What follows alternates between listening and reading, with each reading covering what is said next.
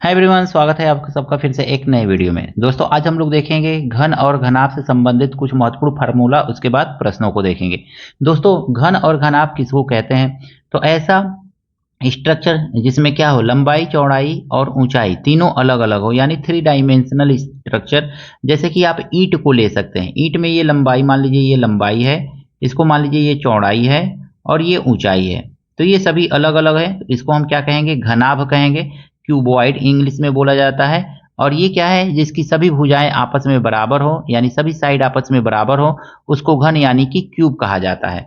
अगर मैं देखेंगे तो ये क्यूबॉइड है, CUBOID क्यूबॉइड। और ये क्या है? आपका क्यूब है, CUBE क्यूब है। ठीक है, इसकी सभी भुजाएं क्या है? आपस में बराबर है। चौड़ाई A है, लंबाई भी A है और ऊंचाई भी A है, सभी भुजाएं आपस में बराबर होती है।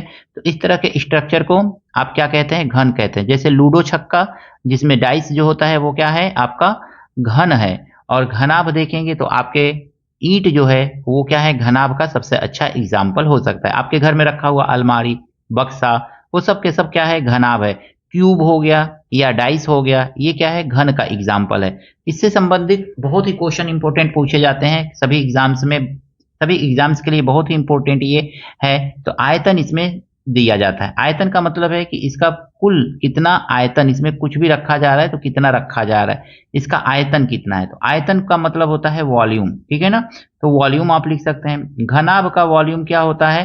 तो घनाभ का वॉल्यूम होता है L into B into H होता है। ये घनाभ का आयतन होता है। घन का आयतन क्या होता है दोस्तों? तो घन का आयतन होता है A पे पावर क्यूब, यानी कि भुजा का क्यूब। ठीक है।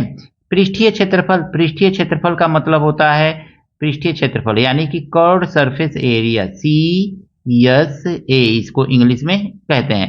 कर्व्ड सरफेस एरिया का मतलब होगा, अगर में हम घर में है तो हमारा घर भी क्या है? घनाभ का ही एग्जाम्पल होता है। ज्यादातर घर घर जो होते हैं वो घनाभ के ही एग्जाम्पल होते हैं। घर के बेसिस पे देखेंगे पृष्ठीय क्षेत्रफल, तो चारों दीवारों का क्षेत्रफल, जैसे ये इधर फिर इधर फिर इस साइड का इस साइड का, ऊपर नीचे छोड़ करके चारों दीवारों का जो क्षेत्रफल है उसी को हम पृष्ठीय क्षेत्रफल कहते हैं। कैसे निकालेंगे इसको? तो इसके लिए फार्मूला होता है 2 ब्रैकेट में L, कैपिटल L लिख ले रहे हैं अच्छा लगने के लिए, L plus B into H. H क्या है? L लंबाई, B चौड़ाई, H ऊंचाई है। इसमें देखेंगे तो पृष्ठीय क्षेत्रफल क्या होता है? तो 4 भुजा का स्क्वायर, यानी कि 4A का स्क्वायर हो जाएगा। कुल पृष्ठीय क्षेत्रफल का मतलब हो गया total surface area. Total surface area, total surface area में मतलब चारों दीवारों का क्षेत्रफल, छत का क्षेत्रफल और बेस आधार का क्षेत्रफल, इसको कुल पृष्ठीय क्षेत्रफल टोटल सरफेस एरिया बोला जाता है। इसका फार्मूला क्या होता है घनाभ के लिए? तो इसके लिए होता है 2 ब्रैकेट में LB plus BH plus HL। ठीक है ना, तो इस तरह से इस फार्मूला का हम यूज कर सकते हैं। इसी तरह से घन में इसके लिए कौन सा फार्मूला यूज किया जाता है? 6A का स्क्वायर यूज कर लेंगे। विकर्ण का मतलब होता है कि घनाभ में रखे जाने वाली सबसे लंबी कोई भी बांस या छड़ की लंबाई क्या होगी। तो इसके लिए होता है विकर्ण को D से, डायगोनल से डिनोट किया जाता है। D से डायगोनल इज इक्वल टू हो जाएगा आपका L square plus B square plus H square. ठीक है, ये हो जाएगा आपका विकर्ण, यानी घनाभ का विकर्ण क्या होगा? L square, B square, H square. कमरे में रखे जा सकने वाली सबसे लंबी बांस की लकड़ी या कोई छड़ जो सबसे लंबा हो, कितना लंबा हम कमरे में रख सकते हैं, उसी को हम क्या कहते हैं? विकर्ण कहते हैं। इसमें अगर में निकालना हो तो कैसे निकालेंगे? तो इसमें हमको निकालना रहता है तो निकालते हैं A और √3, तो बस ऐसे निकाल लिया जाता है इस फार्मूला का यूज करके। नॉर्मली इतना फार्मूला अगर में आपको याद रहेगा तो इसके बेसिस पे आप घन और घनाभ से संबंधित सभी प्रश्नों को आसानी से हल कर लेंगे। आइए देखते हैं कुछ प्रश्नों को। पहला प्रश्न दिया गया है, एक घनाभ के कोर क्रमशः 3 सेंटीमीटर, 4 सेंटीमीटर और h सेंटीमीटर है। यदि घनाभ का आयतन 66 सेंटीमीटर क्यूब है तो h का क्या मान है? घनाभ का आयतन दिया हुआ है, यानी कि L into B into H आपका दिया हुआ है कितना है? तो 66 सेंटीमीटर है। अब L दिया हुआ है 3, B दिया हुआ है 4 और H दिया हुआ है ज्ञात करना है आपको, अब बराबर 66। 3 से काट दीजिए, 3 दूनी 6 और 3 दूनी 6। 4 से काट दीजिए, 4 पचे 20 और 4 पचे 20, यानी यच का वैल्यू कितना आ गया आपका 5.5 सेंटीमीटर। ऑप्शन नंबर सी इसका सही है दोस्तों। एक खुले संदूक की लंबाई 25 सेंटीमीटर, चौड़ाई 20 सेंटीमीटर है। यदि इसका आयतन 8000 सेंटीमीटर क्यूब है तो उसकी अंदर की ऊंचाई क्या होगी। यहां पे दिया गया है 25 सेंटीमीटर और 20 सेंटीमीटर क्या है, लंबाई और चौड़ाई है। तो हम देखेंगे, हमसे यच पूछ रहा है, तो हम यच बराबर क्या लिखेंगे, वॉल्यूम अपन होता है B into L, L into B या बी इंटू यल भी लिख सकते हैं। तो L into B into L कुछ भी लिख सकते हैं, ठीक है ना। तो यच बराबर हमको देखेंगे क्या निकल जाएगा यहाँ पे, तो वॉल्यूम है आपका 8000। आप चाहे तो ऊपर वाले क्वेश्चन के जैसा भी इसको लगा सकते थे, लेकिन यहाँ पे थोड़ा सा दूसरी तरह से लगा रहे हैं हम लोग। तो यहाँ पे लिख लेंगे 20 अगुणे 25, यही तो लिखेंगे ना। अब देखेंगे एक जीरो से एक जीरो कट गया। अब 2 से काटेंगे तो 2 से कितनी बार में कटेगा, 2 चौको 8 और 1 जीरो 2 जीरो। 25 से काटेंगे तो 25 से कितनी बार में कटेगा, तो 25 से करने 25, अब 25 अठे 25 से करने 25, अब 25 छक्के 150, ठीक है। तो ये 16 बार में ये कट जाएगा। तो इस तरह से ऊंचाई कितना आ गया, तो 16 सेंटीमीटर हो गया। Option number C. इस क्वेश्चन में कहा गया है किसी घनाभ की लंबाई चौड़ाई से दुगुनी है। घनाभ की लंबाई जो है ना, यहां पे लिख लीजिए लंबाई, चौड़ाई और ऊंचाई, इस तरह से। अब कह रहा है ना ऊंचाई से 4 गुनी है। घनाभ की लंबाई चौड़ाई से दुगुनी और ऊंचाई से 4 गुनी। ऊंचाई मान लीजिए x, तो ऊंचाई से जो है घनाभ की लंबाई 4 गुनी है, तो 4 गुनी लिख लीजिए, 4 गुनी 4x हो जाएगा। और चौड़ाई से 2 गुनी है यानी कि 2x होगा, ये तभी तो ये 2 गुनी 4x हो जाएगा। अब हमको लंबाई चौड़ाई ऊंचाई तीनों मिल गया। 64 सेंटीमीटर इसका आयतन है। तो हम जानते हैं L into B into H, यही तो होता है ना आपका घनाभ का आयतन दिया हुआ है 64। अब देखिए 4x मल्टीप्लाई, इसको चाहे तो डायरेक्ट भी आप कर सकते हैं, एक लाइन का क्वेश्चन है, x इज इक्वल टू 64 हो जाएगा। 4 से काटिए 16 बार में कट जाएगा, 2 से काटिए 8 बार में कट जाएगा। x गुणे x कितना होगा, तो x पे पावर 3 होगा, बराबर 8 को हम लिख सकते हैं 2 पे पावर 3, 3 से 3 कट जाएगा पावर, तो x बराबर हमारा कितना मिल गया, 2 मिल गया। पूछा जा रहा है उसकी चौड़ाई कितनी है, चौड़ाई कितना दिया हुआ है, x बराबर b बराबर 2x, तो हम चौड़ाई लिखेंगे b बराबर 2x है, तो 2 मल्टीप्लाई x का वैल्यू 2 आया है बराबर 4 सेंटीमीटर, ठीक है। तो ऑप्शन नंबर ए इसका सही होगा दोस्तों। इस प्रश्न में कहा गया है एक आयताकार डिब्बे की 3 कोर क्रमशः x सेंटीमीटर, 3 सेंटीमीटर, 2 सेंटीमीटर है। उसमें अधिक से अधिक 7 सेंटीमीटर लंबी छड़ रखी जा सकती है। x का क्या मान। लंबी से लंबी छड़ के लिए क्या फार्मूला होता है, यल का स्क्वायर प्लस बी का स्क्वायर प्लस एच का स्क्वायर, यही तो फार्मूला होता है ना। इसको कर लिया जाता है रूट, और कह रहा है लंबी से लंबी छड़ जो है उसका लंबाई जो है 7 सेंटीमीटर है। ऐसे इधर से स्क्वायर खत्म कीजिए, इधर ला करके स्क्वायर बना लीजिए। यल का वैल्यू क्या है, तो एक्स स्क्वायर प्लस बी का वैल्यू 3 है तो 3 3 9, अब एच का वैल्यू 2 है तो 2 दूनी 4, और इधर स्क्वायर करेंगे तो 7 7 49, इतना ही तो होगा ना। अगर मैं चाहे तो इसका भी स्क्वायर इधर समझने के लिए कर लीजिए, तो इधर भी इसका स्क्वायर करना पड़ेगा, ठीक है। अब देखेंगे 9 4 13, 13 इधर से हटाइए और इधर ला करके माइनस कर दीजिए, तो एक्स स्क्वायर यानी कि एक्स बराबर हमको कितना मिल जाएगा, 6 और 3 मिलेगा। इसका रूट कर लीजिए, और 36 का रूट आप जानते ही हैं कितना होता है, तो 6 होता है, यानी कि एक्स का वैल्यू यानी कि लंबाई कितनी है, 6 सेंटीमीटर है। Option number B. एक तालाब की लंबाई, चौड़ाई, गहराई क्रमशः 6 3 2 मीटर है।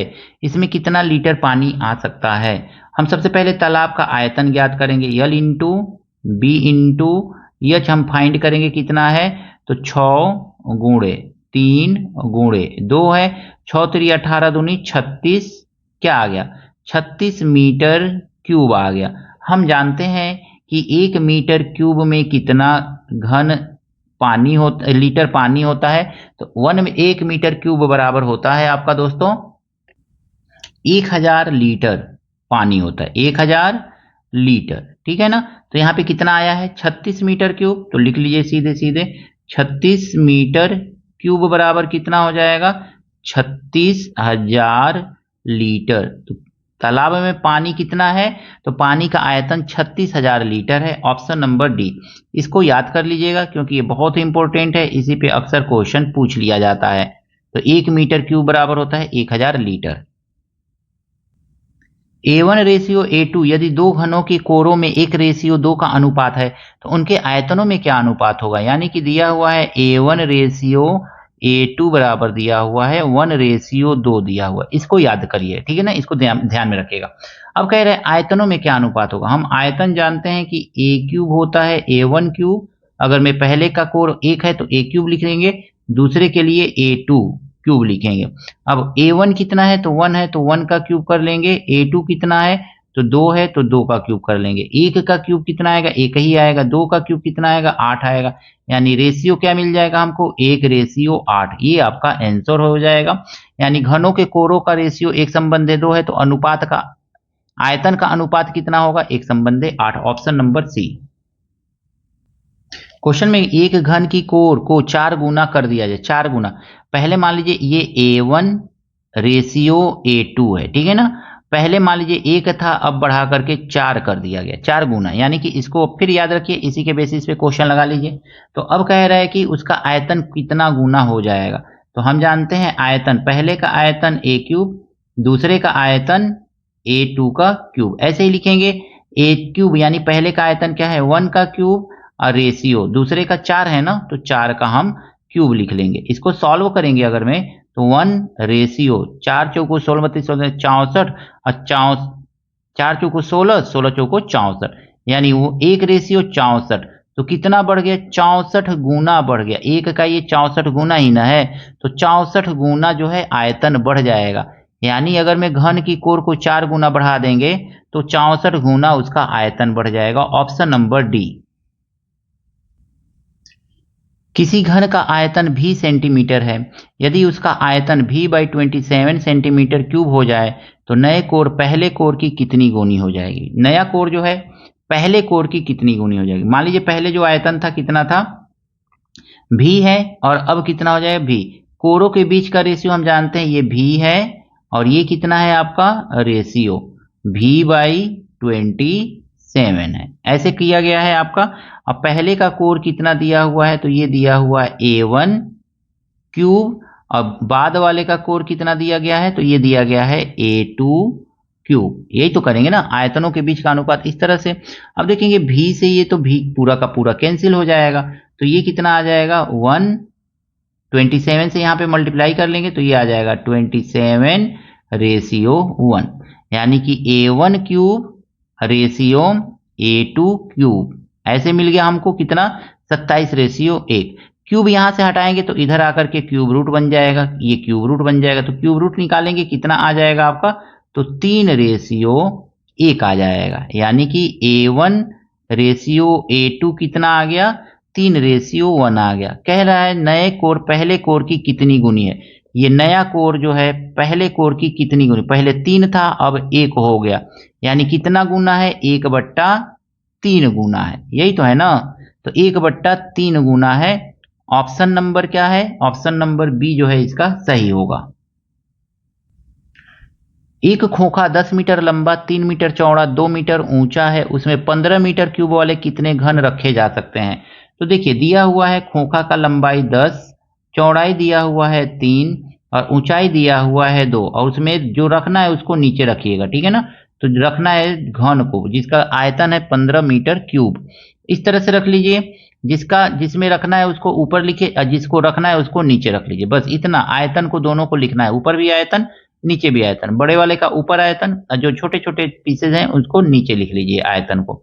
3 से काटिए 3 × 5 = 15 और 5 से काटिए 5 दूनी 10 और 2 से मल्टीप्लाई कीजिए आपका आ जाएगा 4। यानी कि घनों की संख्या कितनी होगी, 4 होगी। 4 घन उसमें रखे जा सकते हैं। ऑप्शन नंबर बी दोस्तों। 2 सेंटीमीटर भुजा वाले दो घनों को परस्पर सटाकर रखने पर प्राप्त घनाभ का संपूर्ण पृष्ठ क्या होगा। घनों को सटाकर रखने पर ना, मान लीजिए कि लंबाई जो है वो क्या हो जाएगा, 2 पहले था एक का, एक को सटा दिया गया तो 2 2 2 कितना मिलके हो जाएगा 4 सेंटीमीटर हो जाएगा। चौड़ाई उसका कितना होगा, तो चौड़ाई आपका केवल 2 ही रहेगा, क्योंकि चौड़ाई में तो वृद्धि होगी नहीं। ऊंचाई कितना होगा, तो हाइट जो होगा वो भी नहीं बढ़ेगा, वो भी कितना रहेगा, वो भी आपका 2 ही रहेगा। समझ लीजिए यहाँ पे, मान लीजिए ये सपोज ये एक घन है, इसी में एक घन और सटा के रख दिया गया, तो ये लंबाई ही तो केवल बढ़ेगा ना, यहाँ से यहाँ तक, चौड़ाई तो इसका बढ़ेगा नहीं। अब कह रहा है कि संपूर्ण पृष्ठ क्या होगा, तो संपूर्ण पृष्ठ का हम जानते हैं क्या होता है फार्मूला, 2 ब्रैकेट में ये घन से घनाभ बन जाएगा ना, तो अब घनाभ का संपूर्ण पृष्ठ निकालिए, 2 ब्रैकेट में L plus L B plus B H plus H L, यही तो फार्मूला होता है ना, एच एल इतना बराबर 2 ब्रैकेट में लिखिए, यल बी क्या है, तो यल बी 4 दूनी 8, तो डायरेक्ट लिखिए 8 प्लस 2 दूनी 4 प्लस 4 दूनी 8, ऐसे हो जाएगा। अब इसको देखेंगे तो 2 8 8 16 4 20 मल्टीप्लाई 20 कर लीजिए, और 20 का 2 में गुणा करेंगे तो कितना आएगा, 40 सेंटीमीटर क्यूब हो जाएगा। तो ये आपका आंसर हो गया दोस्तों, ऑप्शन नंबर बी इसका सही है। आशा करता हूं घन और घनाभ से संबंधित ये प्रश्न आपको अच्छी तरह से समझ में आए होंगे।